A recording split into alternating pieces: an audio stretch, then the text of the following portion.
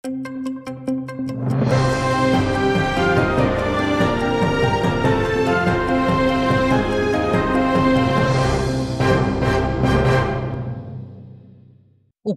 aviatsiyasının məlumatına görə bu gece düşman 400 dronunu ve bir İskender-M balistik raketanı kullandı. Ukrayna'nın hava müdafası semirli çalıştı. 198 dron yok edildi. Da 145'i şimdiye kadar yerinde kayıp oldu. Bu cümleler Rusya'nın müdafaanı tapmak ve içine kirmek için ucuz BPA'lar kullanıp Ukrayna hava müdafasını eksiltmeye tırışkanının da bir göstergecidir.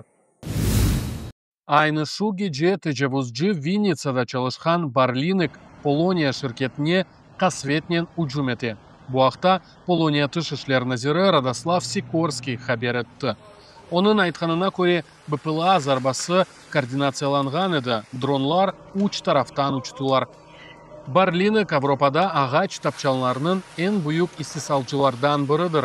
O tek Ukrayna bazarında çalışmay, iş yerleri yarata ve iktisadiyatga yardım etti. Rusya'nın Ukrayna'ga karşı agressiyası Kreml'ge deli gibi para ala. Ekspertlerinin aytkanlarına göre SVO dep adlandırılgan şeyinin bir kunu Rusya'ga 39'dan 77 milyard rublege turmakta ve bu mantıkta 3 günlük cenknin fiyatı işgal etilgen Kırım'nın yarım yıllık büjetine ten ve hatta ondan daha ziyade olabilir. Resmi malumatlarga göre 2025 senenin birinci yarısında Kırım'nın işgal idaresi 117 milyard rubleye sarf etti. Teniştirmek için Ruslar bu paranı tek birkaç gün içinde cebede yakıp ola. Yarımada büdjetinin en büyük masrafları içtimai saha keti. 60 milyarddan ziyade iktisadiyatının inkişafına ise aman aman 38 milyard. Ateş Partizan hareketi Ahyardaki Kilenkoy'unda Rusya Karadeniz flotunun gemisine zarar kelgeni hakkında haber etti. Hareketinin agentleri aytkanlarına göre palubada көрінген zarar alimetleri бар. Ularını işgalciler kamuflaj setlerinin gizlemege tırışalar. Gemini buksirler yetekleyler. Gemiden suv çıkarıla. Bu ise kupelerinin suv baskanını gösterebilir. Ateş bunu bu yıl Mart 24'te olup geçken raketalarının ucumunun neticesi dep saya. Bu vakıya Karadeniz flotu endi tokunmaz olmağına da bir isbattır. Aksine o yüksek doğruluklu Ukrayna hücumlarına karşı ziyade zarar görüyor. Kırım Muhtar Cumhuriyet Apelляция Mahkemesi'nin sabık mahkemecisi yüksek satqınlık için 13 yılga hapske alınacak. Yarımada işgal edilgen son Rusya Federasyası'nın mahkeme sisteması dep adlandırılgan işke kirdi ve Kırım Cumhuriyeti'nin yukarı mahkemesinde çalışaydı.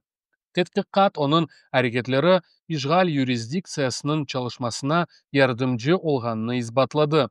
Bu ise Yemen ve Ukrayna anayasasını doğrudan doğru bozmaktır. Mahkeme kabatlanganlarının mal mülkünü de musade etmek kararını çıkardı.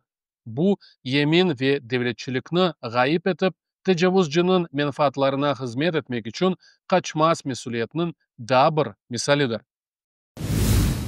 Avropa, NATO azaları ve Kanada Ukrayna için Amerika silahını satın almak için maliyet vermege karar verdi.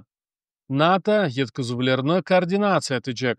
Teşebbüsünü de Almanya, Norvegiya, Danimarka, Felemenk, Şvetsiya, Büyük Britanya, Kanada ve Finlandiya tasdiqladılar. Finlandiya'nın müdafaa nazirligi de sonki karar için konkret tafsilatlarını beklengenini bildirdi. Aksine Frankistan ve Çekiya şimdi iştirak etmekten vazgeçiler. Paris o'z müdafaa istisalını inkişaf etmege tırışa. Praga ise teşebbüske resmi surette koşulmay. Buna bakmadan bu Ukrayna silahlı kuvvetlerine silah teminatını kuvvetleştirip ve yardımını koordinatsiya etmek yolunda mühim adımdır. Ukrayna Yukarı Şurası devlet büdjetinde denişmeler hakkında kanun leyhasını kabul etti.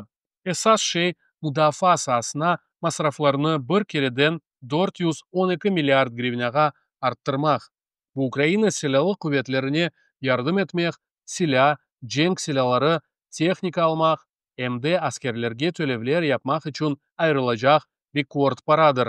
Bu karar üçün 257 xalq deputatı rey berdi. Donald Trump Amerika Qo'shma Shtatlari askerlari Ukrainada jengleşmeyecegini bildirdi. Ayni vaqtda u Amerika Qo'shma Shtatlari Kiyevni qo'shma silahlarning temin etmege hazır olganına ishondirdi. Ekseriyetle mudofaa tabiatında.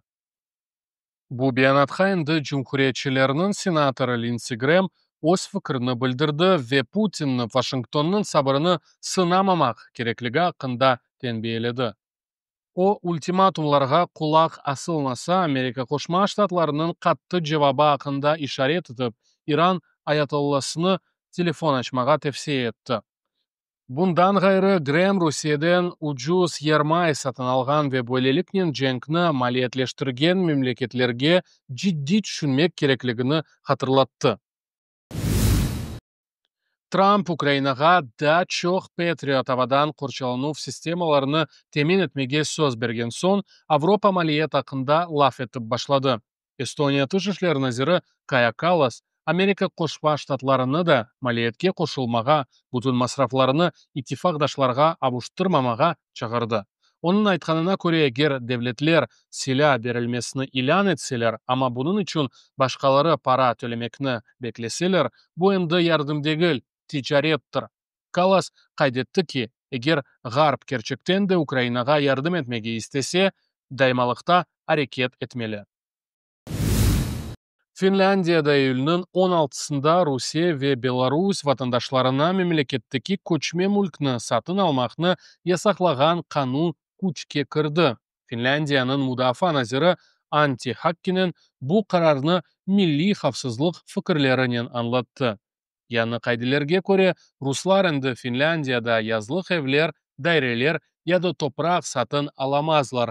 Bu karar Rusya Federatsiyasi tarafından gibrid tehlikenin artması ve olabilir casusluk ve kanunsuz tesirinin bağlı xavflar fonuna kabul etildi. Ukraina prezidenti Volodymyr Zelenskiy Amerika generali Kit Kellogg'ning Ukrainaga kelgani haqida kulunchli şekilde fikir bildirdi. Onun bulungan vaqtda Kiyevde buyuk ateş açuvlar olmadı.